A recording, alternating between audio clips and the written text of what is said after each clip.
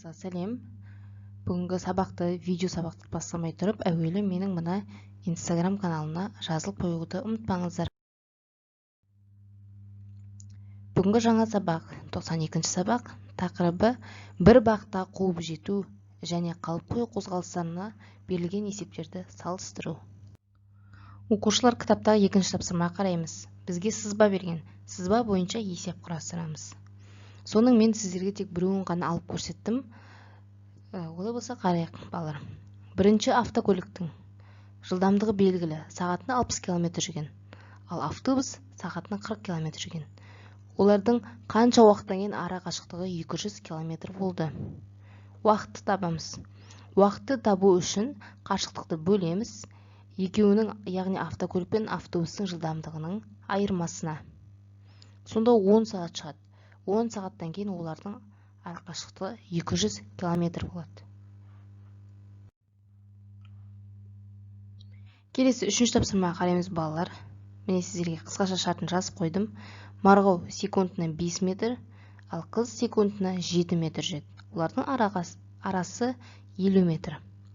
Неше секундтан кейін қыз марғауды қуып жетеді? Уақытты анықтайық. Сонда қыз марғауды 25 секундтан кейін қуып жетеді екен. Келесі төртінші есеп, балалар, мәтін есеп. Бір елді мекеннен бір уақытта бір бағытқа қарай екі өрт сөндіргіш машине жолға шықты. Бірінші машине сағатына 70 км жылдамдықпен жүреді.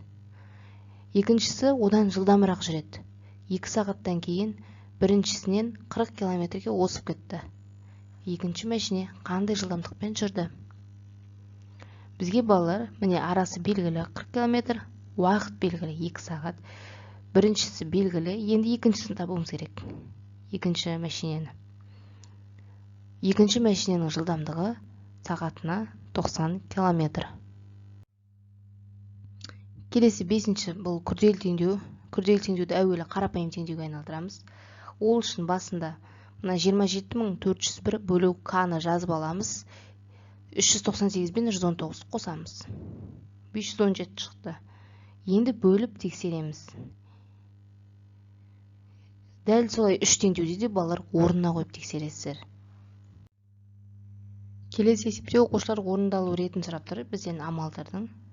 Міне бірінші есепті жазып алған соң, енді мына жақшаның ішін орындаймыз. Жақшада бірінші бөлу орындалады, сосын қосу орындалады. Үшінші амал, мына 10.335 бөлу 39. Үшінші амал осы, төртінші амал азайту. Сонда барлығын жауабы 8.549.736 шығады.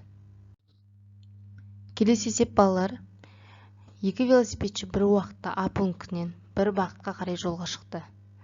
Бірінші велосипедші сағатына 18 км-мен, ал екіншісі сағатына 21 км жылдамдықпен жүреді.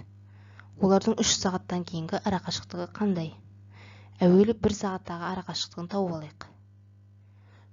Сонда жауабы 3 сағатта бұлардың арасы 9 км оған. Енді ең соңғы 10-шы есепке қарайық, балалар. А пункттен бір уақытта жеңіл машина сағатына 90 км жылдамдықпен, ал жүк көлігі сағатына 60 км жылдамдықпен бір бағытқа қарай жолға шықты. Олардың 2 сағаттан кейінгі арақашықтығы қандай? Дұрыс айтасыз, балалар.